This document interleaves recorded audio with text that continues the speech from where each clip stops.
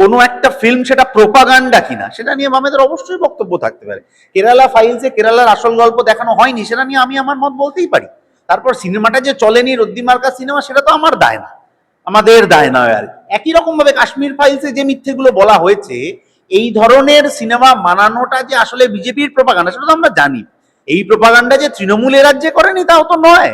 তৃণমূলের এখন রানিং সাংসদ, তার সিনেমা নন্দনে রিলিজ হতে দেওয়া হয়নি।